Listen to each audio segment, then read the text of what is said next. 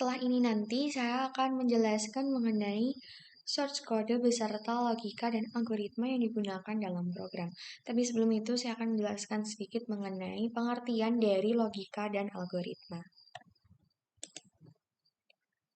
Nah, menurut Somerville pada tahun 2016 dalam bukunya yang berjudul Software Engineering, logika digunakan untuk menentukan kondisi dan keputusan dalam program. Logika melibatkan pernyataan yang benar atau salah dan aturan untuk menggabungkan pernyataan tersebut. Sedangkan algoritma adalah urutan langkah-langkah yang sistematis untuk menyelesaikan suatu masalah. Sedangkan dalam pemrograman, algoritma itu digunakan untuk menerjemahkan logika ke dalam instruksi yang dapat dipahami dan dijalankan oleh komputer. Algoritma terdiri dari instruksi yang jelas dan terdefinisi dengan baik. Oke, selanjutnya saya akan membuka source code dalam program. Jadi saya telah membuat 4 form. Yang pertama ada form main window, lalu ada form pop-up, ada form buffer, dan form add point. Nah, yang pertama saya akan menjelaskan terlebih dahulu logika dan algoritma yang terdapat di dalam form main window. Nah, tentunya dalam sebuah source code yang pertama ini adalah konstruktor dari form main window. Jadi konstruktor ini tuh menerima objek form main window sebagai parameter yang digunakan untuk menginisialisasi. Nah, yang pertama di sini ada konstruktor tadi, kemudian berikutnya adalah metode. Ada beberapa metode yang digunakan di form main window ini. Ada banyak banget form main window untuk metodenya. Yang pertama di sini ada main window load. Jadi untuk meloading atau menampilkan data SCP yang digunakan. Dan di sini yang pertama ada untuk layer batas admin. Kemudian yang kedua ada layer jaringan jalan. Nah, di awal ini juga ada untuk file path-nya. Jadi disimpan di dalam database. Ini adalah database-nya. Kemudian spasial di bagian area di nama file yang administrasi desa area 25K ini. Lalu berikutnya untuk jaringan jalan itu disimpan di dalam database garis dengan nama filenya jalan export output SHP. Berikutnya untuk layer Vasquez demaknya, jadi untuk titiknya itu nanti di akhir dengan menggunakan function. Nah, berikutnya ada base map. Ada beberapa base map yang digunakan di sini. Beberapa contohnya itu ada OpenStreetMap, lalu ada OpenCycle Map, lalu ada OpenTransport Map. Dan ini ada banyak sekali. Ini saya besarkan terlebih dahulu. Kemudian ada Bing Satellite, Bing Hybrid, lalu ada Google Maps, Google Satellite, dan lain-lain hingga MapQuest Aerial ini. Nah, berikutnya ini adalah metode untuk cursor mode, identify, dan measure. Di sini ada normal mode, lalu ada zoom in mode, kemudian ada zoom out mode, pen itu untuk menggeser, lalu identify, ada measure length, ada measure area, zoom in, zoom out, zoom previous, zoom next, dan full extend. Nah, berikutnya adalah untuk bagian tab data. Di sini ada add data, pengaturan add data. Jadi apabila nanti dia tidak jadi memilih atau belum mengklik data yang diinginkan, maka akan ada tulisan kamu belum memilih save file size gitu. Nah, di sini juga ada metode untuk meremove data. Nah, berikutnya adalah pengaturan untuk data grid view. Di sini ada row header mouse double click, lalu ada selection change. Nah, berikutnya ada query. Query ini cukup banyak untuk scriptnya. Yang pertama ada untuk query kecamatan, lalu ada query desa, dan query Vaskes. Berikutnya adalah untuk edit. Di tab edit nanti akan berisi add point. Lalu ada analyze, ini juga untuk buffer, jadi form buffer object show. Nah, untuk form buffer sendiri nanti juga saya akan jelaskan mengenai metode dan logikanya. Atau logika dan algoritmanya. Nah, berikutnya adalah map event.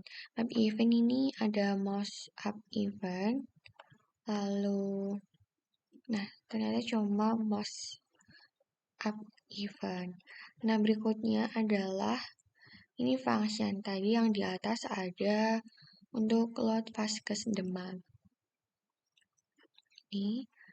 Nah, ini untuk menampilkan icon.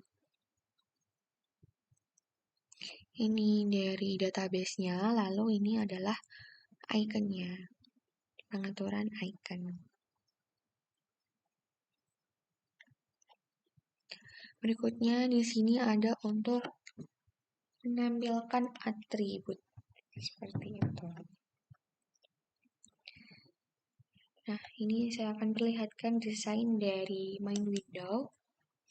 Tadi ada untuk tab cursor mode, zoom, identify, hingga measurement. Lalu ada data, tadi ada add data dan remove. Kemudian query, ada query kecamatan, query desa, dan query Vaskes. Lalu di bagian edit ada add point. Di bagian analyze ada buffer. Ini revert, kemudian help. Nah, berikutnya saya akan menjelaskan mengenai algoritma dan logika yang digunakan di dalam form pop-up.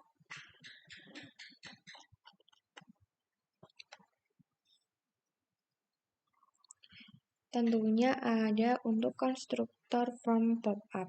Konstruktor ini menerima objek dari form main window sebagai parameter yang digunakan untuk menginisialisasi form pop-up. Di sini pengaturannya.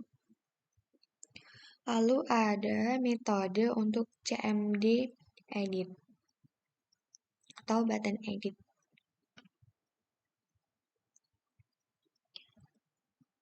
Nah, apabila dari tombol edit nanti itu diklik, maka muncul dialog untuk memasukkan kata sandi. Jika kata sandi yang dimasukkan benar, maka akan mengaktifkan untuk mengedit data. Sedangkan apabila sandinya salah, maka ada message box yang tertulis your password incorrect, seperti itu. Nah, kemudian apabila nanti tombol edit itu setelah edit, maka akan berubah menjadi save. Maka data yang diubah akan disimpan dan kontrol dikembalikan ke mode non-editable. Berikutnya ada button untuk browse. Metode ini tuh mengaktifkan dialog pemilihan file untuk memilih foto. Setelah itu, pemilihan foto file akan disalin di dalam direktori yang telah ditentukan. Di sini direktorinya itu direktori C. Berikutnya adalah untuk button delete. Di sini kemudian ada button cancel. Jadi untuk Metode ini hanya menyembunyikan from pop-up dan menonaktifkan semua pemilihan di set file. Lalu ada untuk metode from closing. Metode ini menangani penutupan from pop-up. Saat from pop-up ditutup, form hanya disembunyikan daripada ditutup dan pemilihan pada subfile pun dihapus. Berikutnya adalah metode dan logika untuk form add point. Oh ya, tapi sebelum itu saya akan menampilkan desain dari form pop-up. Dan ini adalah desainnya. Ada untuk button, di sini buttonnya. Dan ini adalah ada combo box, kemudian ada text box. Ini combo box dan ini adalah text box. Nah, berikutnya saya akan menjelaskan metode dan logika untuk form add point. Form add point ada di sini. Dan di dalam form add point pastinya juga ada konstruktor untuk menerima objek form main window sebagai parameter yang digunakan untuk menginisialisasi form tambah titik. Nah, di sini ada metode untuk radio button. Di sini titik kursor. Jika opsi dari radio button itu terpilih, maka kursor peta diubah menjadi mode penanda. Nah, berikutnya ada untuk button browse. Di sini untuk memilih foto sama seperti sebelumnya, lalu ada save. Save tentunya untuk menyimpan. Lalu ada cancel untuk menyembunyikan form. Kemudian di sini ada form untuk closing. Jadi untuk menangani penutupan form add point-nya. Secara keseluruhan dari script ini tuh memungkinkan pengguna untuk menambahkan titik-titik ke peta geospasial dengan atau tanpa menggunakan koordinat, serta menyimpan informasi terkait dengan setiap titik yang ditambahkan termasuk foto terkait. Jadi dalam form add point, di sini desainnya bisa menggunakan tambah titik dengan koordinat, di sini dengan koordinat, ataupun tanpa koordinat. Nah, berikutnya adalah metode dan logika untuk form buffer.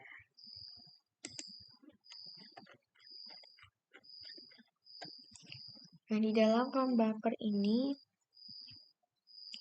untuk buffer sendiri itu adalah area lingkaran di sekitar fiturnya. Di awal ada konstruktor untuk form buffer. Konstruktor ini menerima objek form main window sebagai parameter yang digunakan untuk menginisialisasi form buffer. Berikutnya adalah form buffer load. Di sini untuk memuat daftar file subfile yang tersedia di dalam objek Legend 1 dari form utama atau form main window. Nah, berikutnya adalah button untuk browse. Di sini ada dua button browse, ada untuk input dan output.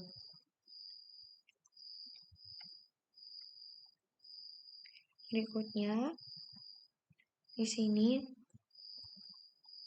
terdapat kelas untuk utils. Kelas ini berisi metode untuk melakukan bufferisasi dan konversi jarak. Metode buffer by distance akan melakukan bufferisasi subfile sesuai dengan jarak dan parameter lainnya yang diberikan. Metode convert distance akan mengonversi jarak dari satuan yang diberikan ke satuan yang diinginkan. Jadi ada buffer by distance dan convert distance. Berikutnya ada button OK. berisi metode untuk melakukan bufferisasi dan metode dari button OK ini tuh ketika ditekan maka program akan melakukan bufferisasi terhadap subfile inputnya. Lalu ada untuk button cancel. Metode ini tuh menyembunyikan form buffer jika tombol atau button cancel itu ditekan. Berikutnya yang terakhir adalah untuk metode buffer menutup form buffernya. Jadi ada form closing. Jadi form ini tuh hanya disembunyikan daripada ditutup. Seperti itu.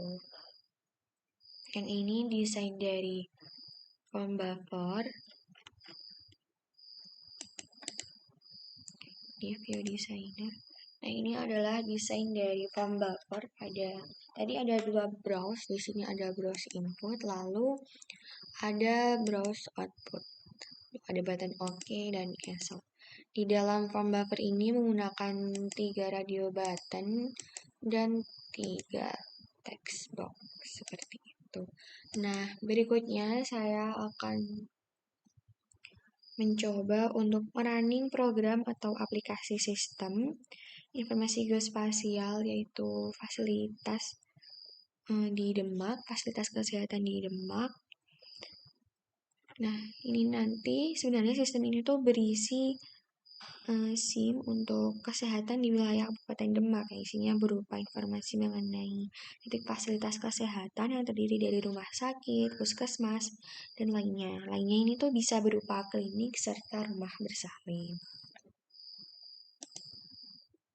Oke, di sini saya telah mengklik start pada program. Ini adalah tampilan dari GUI untuk form main window. Lalu, ini adalah tampilan ketika akan menambahkan data, jadi dia akan meload untuk directory C. Di sini bisa menambahkan untuk database, misal mau menambahkan SHP. Nah, di sini bisa nanti di open, lalu apabila diklik cancel, tadi ada tulisan bahwa kamu belum memilih subfile saya di report seperti itu. Klik OK, lalu ini ada remove, terus ada query. Di sini query-nya adalah query kecamatan, lalu jadi dalam kecamatan ini tidak ada fasilitas kesehatan, lalu ada di desanya ini cuma ada 1 dan cari Vaskes. Karena tadi tidak ada fasilitas kesehatan, maka di sini kosong. Lalu ini ada untuk tampilan dari format point ketika akan menambahkan data. Nah, di sini combo box itu jadi ada drop down listnya seperti itu.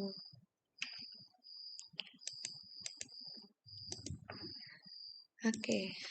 Di sini juga analyze tadi berisi form buffer. Ini tampilan untuk form buffernya.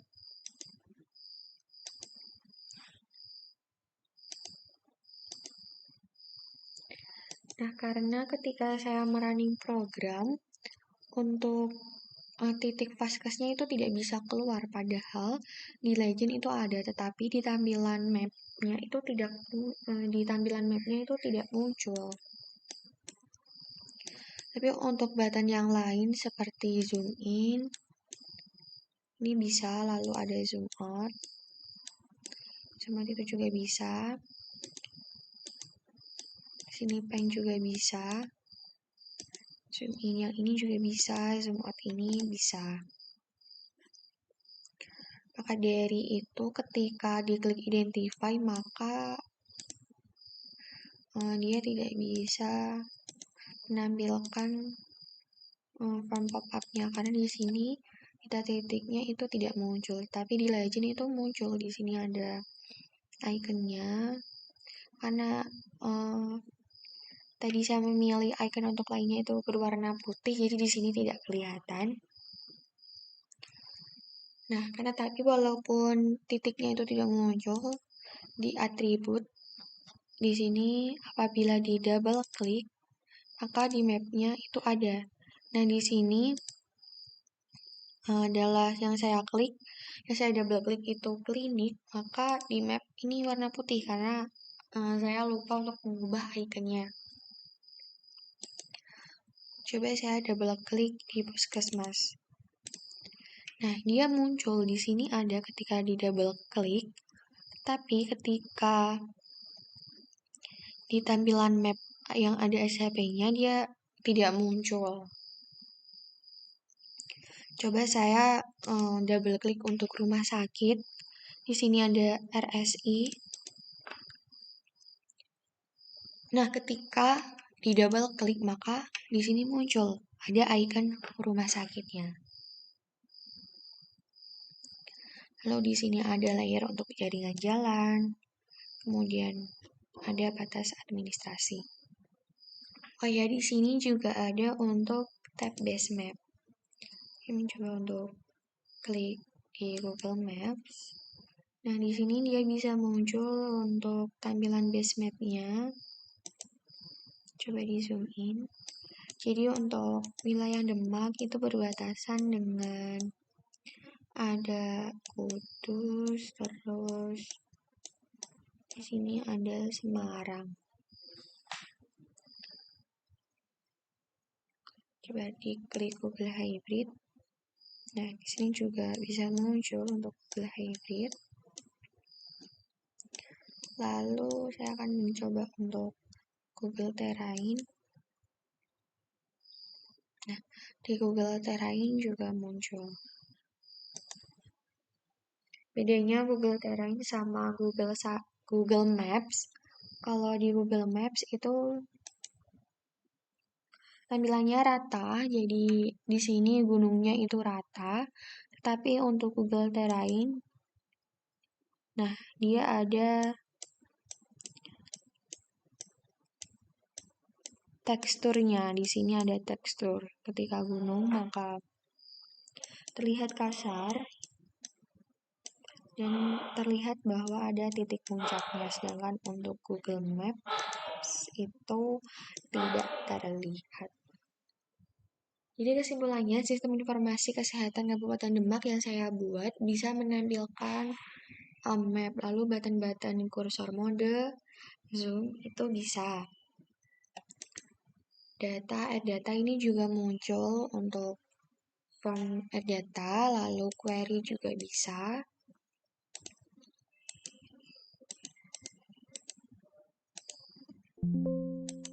Nah, karena tadi di titiknya itu tidak bisa muncul, maka semua apabila diklik kecamatan akan tertulis seperti ini, tidak ditemukan fasilitas kesehatan di Kabupaten wilayah Demak. Padahal di wilayah Kabupaten Demak, padahal di atribut itu dia bisa muncul seperti itu. Lalu ada edit, di edit ini ada add point yang ini, kemudian di analyze ini ada buffer.